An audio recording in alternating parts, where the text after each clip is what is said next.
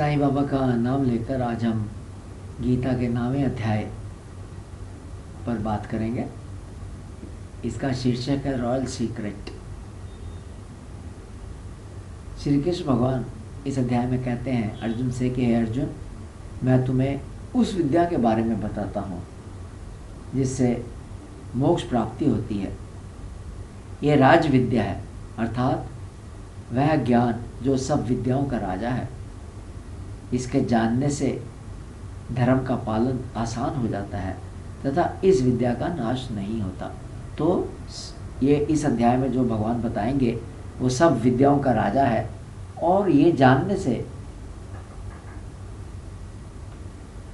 धर्म का पालन करना आसान हो जाता है। और तीसरी बात यह है कि इस विद्या का नाश नहीं होता। एक बार इसको जान लिया, इस पर पालन करना शुरू कर दिया तो फिर इसका नाश नहीं होता। श्री कृष्ण भगवान कहते हैं कि अव्यक्त रूप से, अव्यक्त का अर्थात जो दिखाई नहीं देता, से कहते हैं कि अव्यक्त रूप से मैं सब जगह हूँ तथा सब प्राणी मेरे में हैं, लेकिन मैं उनमें नहीं हूँ, क्योंकि संगहीन अर्थात अव्यक्त होने के कारण या स्थूल ना होने के कारण वस्तु कहाँ पर रखी हुई है या स्थित है ये बताया नहीं जा सकता। जो स्थूल वस्तु है उसको कहीं रखेंगे, जेब में पेन रखा तो कह सकते हैं जेब के अंदर पेन है, लेकिन जो वस्तु स्थूल नहीं है, जो संगहीन है, सूक्ष्म है, उसके बारे में ऐसा कहना मुश्किल है कि वो कहाँ पर रखी हुई है। साकार वस्तु के बारे में तो बता सकते हैं वो कहाँ रखी है, पर जो अव्यक्त है उसके बारे में ये नहीं बता सकते। स्थूल वस्तु की तरह परमात्मा में संसर्ग दोष नहीं है, अर्थात संबंध का दोष नहीं है। श्री कृष्ण कहते हैं जैसे हवा आकाश में सब जगह घूमती है, इसी तरह सब प्राणी मुझ में रहते हैं, लेकिन मैं उनमें नहीं हूँ, अर्थात किसके अंदर भगवान कहाँ पर है वो ये नहीं कोई बता सकता। यहाँ महाप्रलय के समय सब प्राणी मेरी अपरा प्रकृति में मिल जाते हैं तथा सृष्टि के आरंभ में मैं उन्हें फिर से पैदा करता हूँ। श्री ज्ञानेश्वर जी इस बात को समझाते हुए कहते हैं कि जैसे बीज ही पेड़ का रूप धारण करता है, बीज को अगर हम ज़मीन में डाल दें, पानी दें तो एक बाद में बहुत बड़ा पेड़ बन जाता है, ऐसे सृष्टि परमात्मा के अकेले का ही विस्तार है। तीनों लोकों में सिर्फ परमात्मा ही है। जैसे शीशे में हमें अपना प्रतिबिंब दिखाई देता है, तब हम शीशे के अंदर नहीं होते, खाली वो प्रतिबिंब होता है। इसी तरह अखंड परमात्मा में ही हमें अपनी कल्पना से, अपने विचारों से, अपने संकल्प से असंख्य प्राणी मात्र दिखाई देते हैं। है नहीं, दिखाई देते हैं, उनके अंदर है नहीं, दिखाई देते हैं। श्री कृष्ण कहते हैं कि वह प्रकृति के अध्यक्ष हैं, प्रकृति के अध्यक्ष हैं, लेकिन प्रकृति ही सारी सृष्टि पैदा करती है।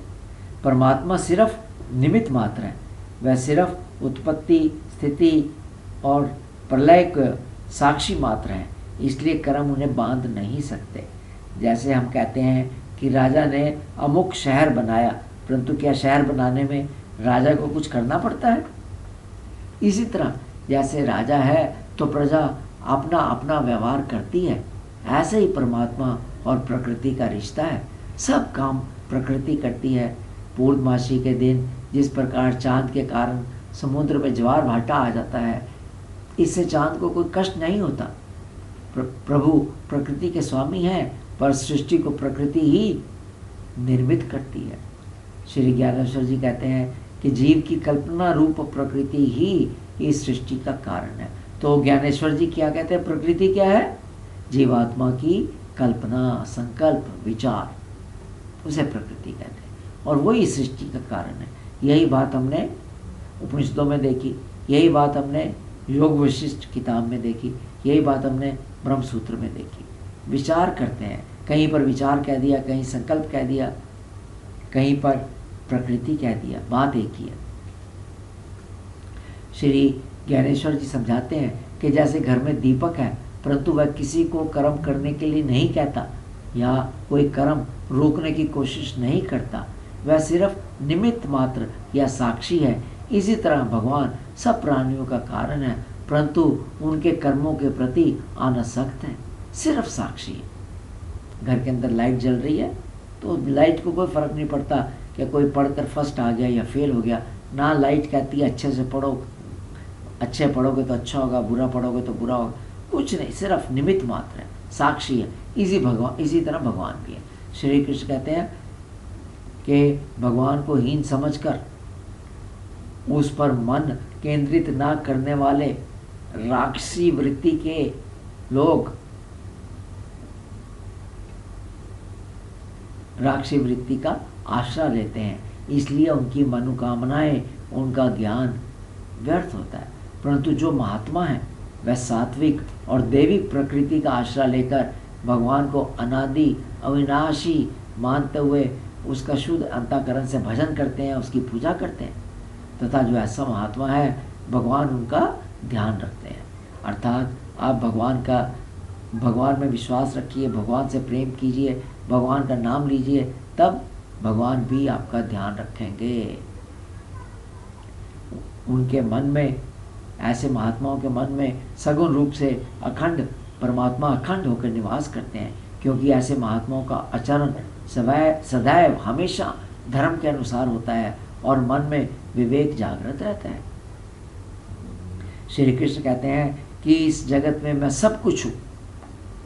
भगवान की शक्ति और स्वामी होने का वर्णन करते हुए कहते हैं, भगवान की आज्ञा के कारण ही वायु क्षण भर नहीं रुकेगा, आग ताप देगी, बादल वर्षा करेगा, पर्वत अपनी जगह से नहीं हिलेगा, समुद्र मर्यादा में रहेगा, पृथ्वी सबका भार उठाएगी, इत्यादि इत्यादि। मेरी आज्ञा से मौत प्राणियों को पकड़ती है, मैं विश्व का स्वामी हूँ, कुछ ना करते हुए मैं साक्षी बनकर रहता हूँ। श्री कृष्ण कहते हैं कि जिन्होंने ही सिर्फ 3 वेद पढ़े हैं और जो निष्पाप हो गए हैं, ऐसे सकाम पुरुष मेरा भजन करते हुए स्वर्ग प्राप्ति करते हैं, तथा कर्म फल भोग कर जब उनका पुण्य क्षीण हो जाते हैं तो वह मृत्यु लोक वापिस आ जाते हैं। उस तरह वैदिक धर्म का पालन करने वाले, विषय सुखों की इच्छा से सकाम कर्म करने वाले इस तरह स्वर्ग और मृत्यु के आते जाते रहते हैं। लेकिन जो मनुष्य सब व्यक्ति और चीज़ों का आश्रय छोड़कर पूरी तरह से मुझ में समर्पित होता है, अर्थात भगवान में समर्पित रहते हैं और मेरे ही उपासना करते हैं, ऐसे निष्ठावान भक्तों की देखभाल मैं खुद करता हूँ। श्री ज्ञानेश्वर जी इसे बहुत सुंदर ढंग से समझाते हैं। वो कहते हैं कि 100 यज्ञ सुख करके, जिन्होंने 100 यज्ञ किए हैं, स्वर्ग सुख की इच्छा करते हैं। कोई 100 यज्ञ करता है और कहता है कि मेरे को स्वर्ग मिले, कहता है ये वैसा ही है जैसे कोई व्यक्ति कल्प वृक्ष के नीचे बैठकर भीख मांगता है। भीख मांगेगा कल्प वृक्ष के नीचे बैठ के, क्योंकि कल्प वृक्ष से तो जो कुछ भी मांगो वो अपने आप प्राप्त हो जाता है। फिर भीख मांगने की क्या ज़रूरत है कि लोगों से? कल्प वृक्ष से जो भी मांगना मांग लीजिए। लेकिन ऐसा अज्ञान के कारण कुछ लोग ऐसा कर सकते हैं, भगवान प्राप्ति की बजाय स्वर्ग भोग मांगना पाप ही है, क्योंकि इसके कारण व्यक्ति फिर मृत्यु लोग वापिस आ जाता है। तो जो भगवान की पूजा करते हैं, स्वर्ग सुख मांगते हैं, उन्हें स्वर्ग सुख मिलेगा, लेकिन वो फिर जब उनका स्वर्ग सुख का टाइम खत्म होगा वो वापस आ जाएंगे। इसलिए अगर कुछ मांगना है तो प्रभु को मांगिए। श्री कृष्ण कहते हैं जो भक्त श्रद्धा युक्त होकर दूसरे देवताओं की भक्ति करता है वह भी मेरी भक्ति करते हैं, परंतु ये मेरी भक्ति विधि पूर्ण की हुई भक्ति नहीं है। देवों की भक्ति करने वाले देवों को प्राप्त होते हैं, पितरों की भक्ति करने वाले पितरों को प्राप्त होते हैं, भूतों की भक्ति करने वाले भूतों को प्राप्त होते हैं, परंतु जो मेरी भक्ति करता है वो मुझे प्राप्त होता है। कहने का मतलब है कि अज्ञान के कारण जो व्यक्ति परमेश्वर को नहीं भजते वह मेहनत करने के बावजूद थोड़ा फल ही प्राप्त करते हैं। भगवान का भजन भगवान के नाम से करना चाहिए। ऐसा भजन अगर किसी दूसरे के सामने रख कर किया जाएगा तो वह बेकार ही होगा। श्री कृष्ण भगवान कहते हैं कि उनको खुश करने के लिए उन्हें क्या देना होगा। श्री कृष्ण कहते हैं यदि कोई पत्ता, फल, फूल, पानी भी मुझे भक्ति भाव से अर्पण करता है तो मैं उसे ग्रहण करता हूँ। इस अर्पण क्रिया के बारे में भगवान कहते हैं जो भी तू करता है, बहुत इम्पॉर्टेंट है, बहुत महत्वपूर्ण है, ध्यान से सुनिए। जो भी तू करता है, जो भी तू खाता है, आग में हवन करता है, जो भी तू दूसरों को देता है, तप करता है, सब वह सब तू मुझे अर्पण कर। ऐसा करने से तेरा कर्म शुद्ध हो जाएगा। ऐसा भक्त मुझे प्राप्त कर लेता है। तो जो हर वक्त प्रभु से जुड़ा हुआ, खाते पीते उठते बैठते चलते, तो वो क्या करता है? ऐसा भक्त प्रभु को प्राप्त होता है, क्योंकि शुभ और अशुभ कर्मों का सुख दुख रूपी फल है तथा यही कर्म का बंधन है। अगर कर्म प्रभु को अर्पण कर दिया जाए तो इस बंधन से तू मुक्त हो जाएगा, मुझे प्राप्त करेगा। तो क्या बताया यहाँ पर? जो भी कर्म करते हैं हम, चाहे यज्ञ करें, चाहे हवन करें, चाहे तप करें, चाहे कुछ खाएं, चाहे पिएं, सब कर्म है, वो प्रभु के नाम से जुड़कर करें और प्रभु को अर्पण कर दें, तब ना सुख मिलेगा ना दुख मिलेगा, क्योंकि कर्मों का फल ही दुख और सुख है, और उससे ही फिर आदमी को जन्म लेना पड़ता है वो भुगतने के लिए।